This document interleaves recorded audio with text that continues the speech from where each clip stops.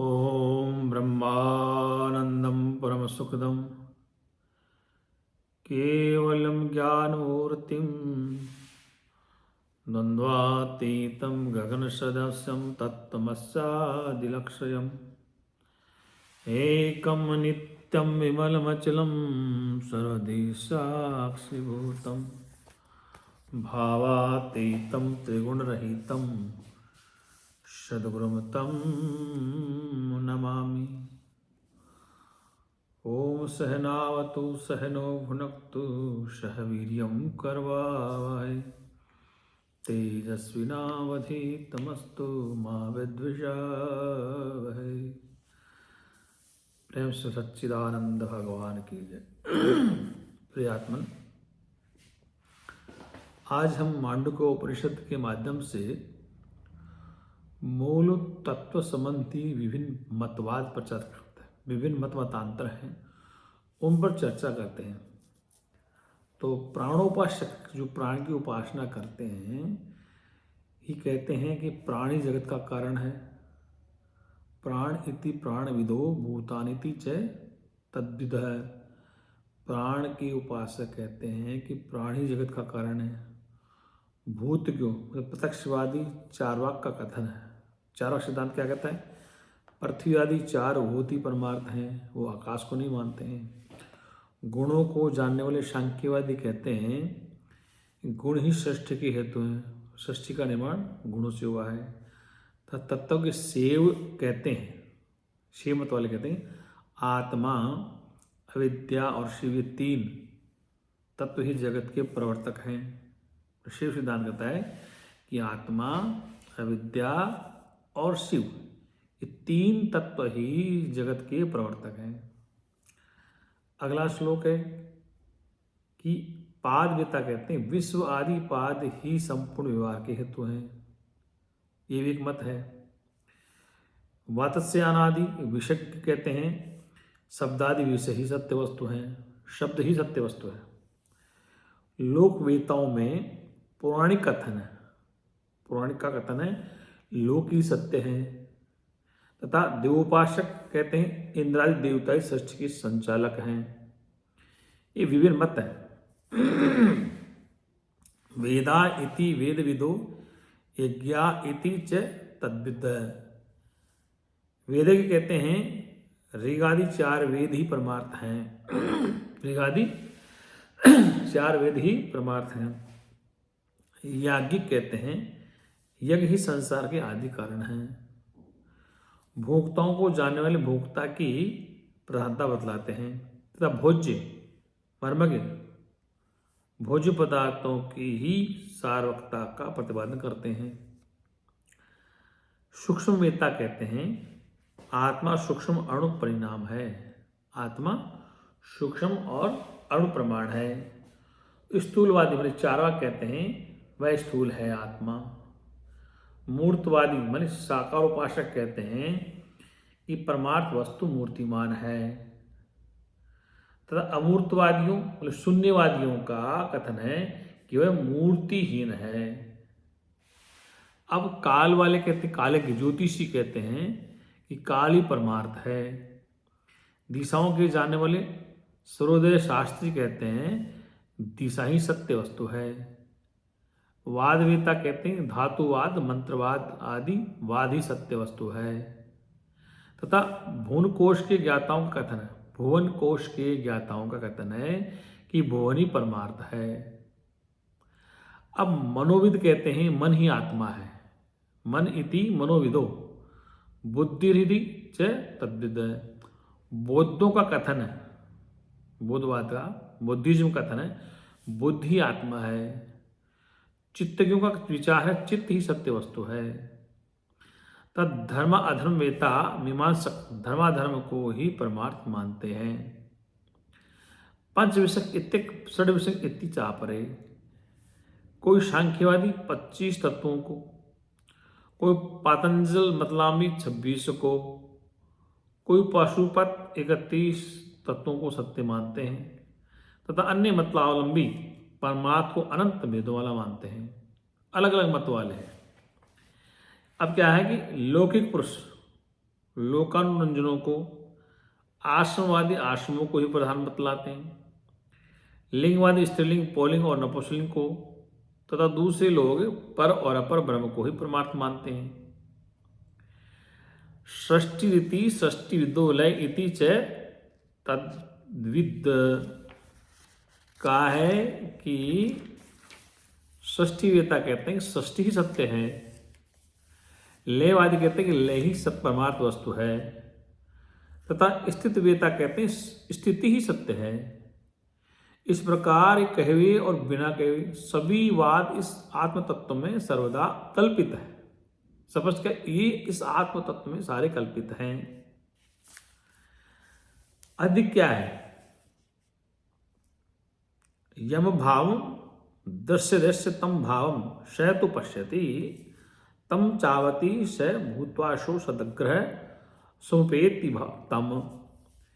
गुरु जिसे जो भाव दिखला देता है वह उसी को आत्मस्वरूप से देखने लगता है, तथा इस प्रकार देखने वाले उस व्यक्ति की वह भाव तद्रूप होकर रक्षा करने लगता है। फिर उस भाव में होने वाला अभिनिवेश उसके आत्मभाव को प्राप्त हो जाता है। अब यहाँ आत्मा का स्वाधिष्ठान है, अगला चैप्टर है कि आत्मा सर्वाधिष्ठान है, ऐसा जानने वाला ही परमादर्शी है। ये मांडुक्योपनिषद कहती है, एदृश्यो पृथ्वीगभ्यो पृथगेति लक्षित एवं यो वेद तत्वेन कल्पते अस्विंगति।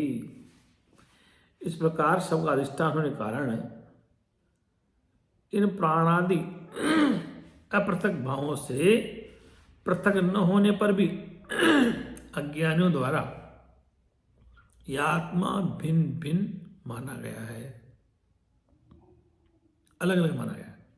इसके द्वारा अज्ञानियों द्वारा इस बात को वास्तविकता से जानता है और निशंक होकर मतलब वेदार्थ की कल्पना कर सकता है।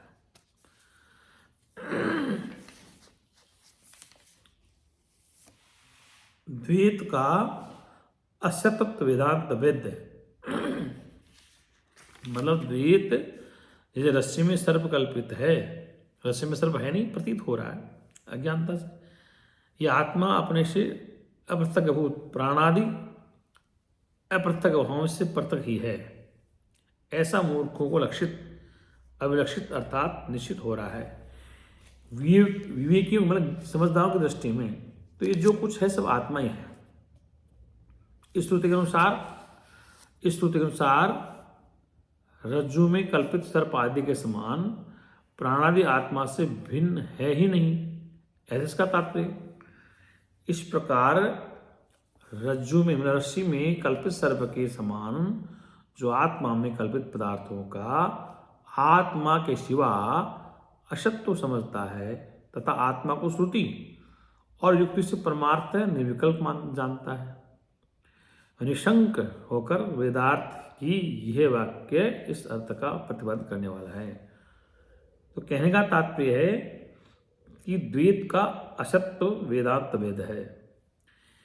जो युक्ति द्वैत की असत्यता बतलाती है वह वेदांत प्रमाण से जानी गई है।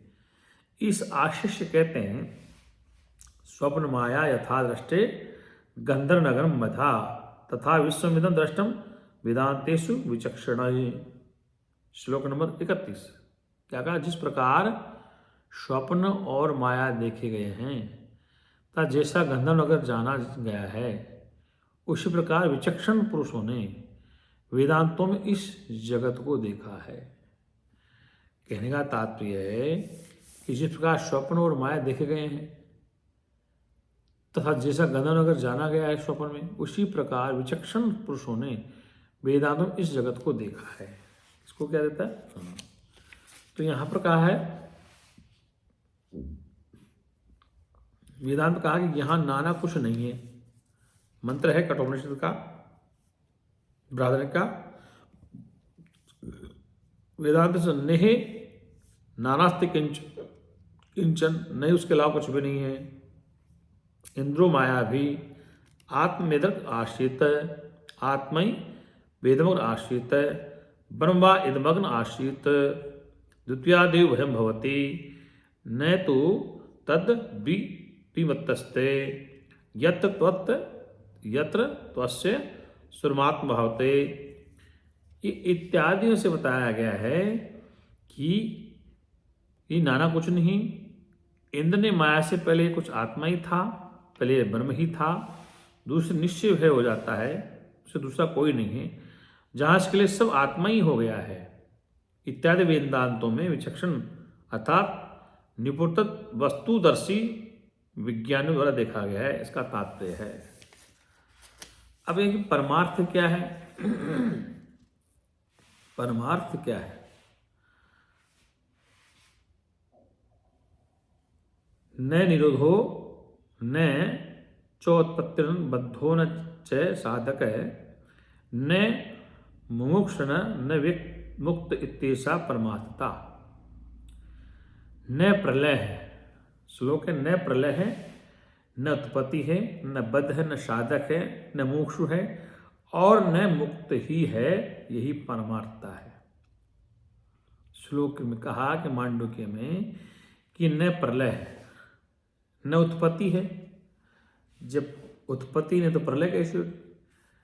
जब बंधन नहीं है तो फिर साधक किसका हो? और न मोक्षु और न मुक्त ही, यही परमार्थता है। स्पष्ट कह दिया। न निरोध है, निरोधन का नाम निरोध यानी प्रलय है। उत्पत्ति जनन को, बद्ध संसारी जीव को, साधक मोक्ष के साधन वाले को, मोक्षु मुक्त होने की इच्छा वाले को और मुक्त बंधन से छूटने को। उत्पत्ति और प्रलय का अभाव होने के कारण ये बद्ध आदि नहीं है, ये परमार्थता है। ये बद्ध आदि नहीं है, परमार्थ वस्तु यही है। तो कहने का तात्पर्य यह है कि यहाँ वस्तु में वस्तुतः परमार्थ क्या है? तो यही परमार्थ में न प्रलय है, न उत्पत्ति है, न बंधन है, न मुक्ति है और न साधक है, न मोक्षु है। अद्वैत भाव ही मंगलमय है, ऐसा वेद कह रहा है। अद्वैत भाव ही मंगलमय है। यह आत्म तत्व प्राणादि अशुद्ध भावों से और अद्वैत रूप से कल्पित है। यह आत्म तत्व प्राणादि असद भावों से और अद्वैत रूप से कल्पित है। ये असद भाव भी अद्वैत से ही कल्पना किए गए हैं, इसलिए अद्वैत भाव ही मंगलमय है।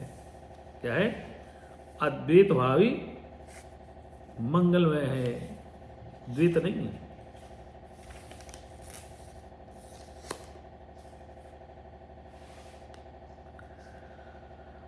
तत्ववेता की दृष्टि में नानात्व का अतंता भाव है।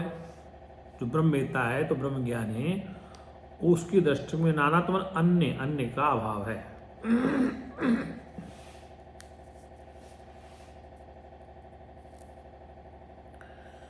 जहां एक वस्तु से दूसरी वस्तु का नानाभूत पार्थक्य देखा जाता है, वही अमंगल हो जाता है, हो सकता है। किंतु नात्म भावेन नानेद, नात्म भावेन नानेदम न स्वेनापि अर्थचन।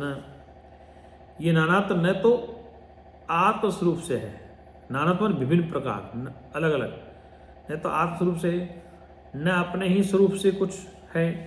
कोई भी वस्तु न तो ब्रह्म से पृथक है और न अपृथक ही, न तो ब्रह्म से पृथक है न अपृथक है।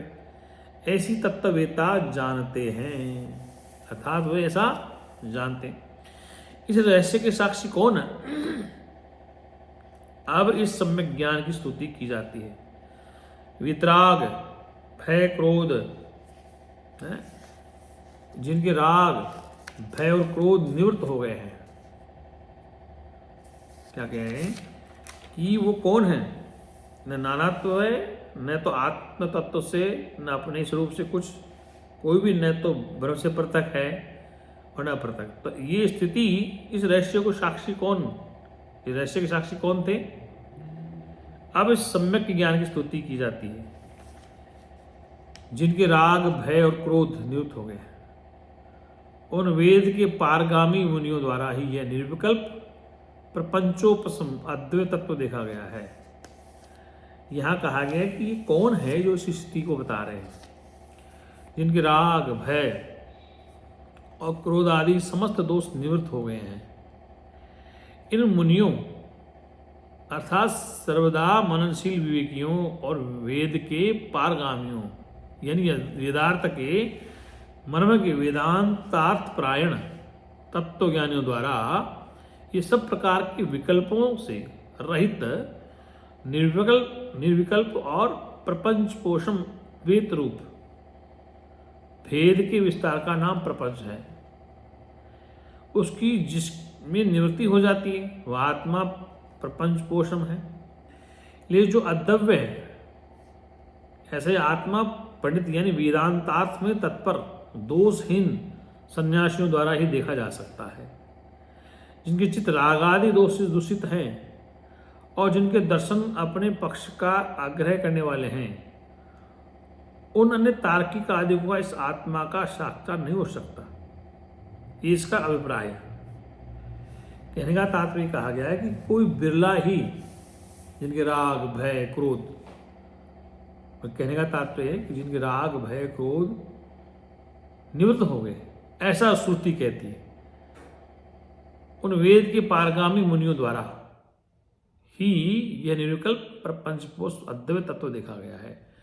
मतलब उनकी अंतःकरण की ऐसी स्थिति बताई है वेद में कि भाई जो राग, द्वेष इत्यादि रहित हो गए हैं, ये वेद कहता है, ये मैं नहीं कहता हूँ, ये वेद का अपना मत है। मेरा मत यह है कि वास्तव में राग, द्वेष, ईर्ष्या, जलन, पचन ये पूर्ण रूप से समाप्त नहीं होती, इनको समझा जाता है क्योंकि ये तत्वों के विकार है और तत्वों से बना शरीर है, तो शरीर की 36 प्रकृति के साथ ये विकार भी रहते हैं। इन विकारों को समझना है और इसी बात के लिए हम वेदांत को अपने अर्थ में समझें कि वेद का अर्थ किस भाव में लिया गया है, कि ऐसा कोई सृष्टि में उत्पन्न नहीं हुआ, न होगा, न था जिस व्यक्ति के राग, द्वेष, ईर्ष्या इत्यादि, काम, क्रोध, लोभ समाप्त हो गए। समाप्त नहीं, उसको समझा जाता है। इसलिए शास्त्र कहता है कि इनसे बचना चाहिए और ऐसे मुनि, ऐसे सन्यासियों कोई तत्व का बोध होता है, ऐसा वेद का मत है। ओम शांति शांति शांति।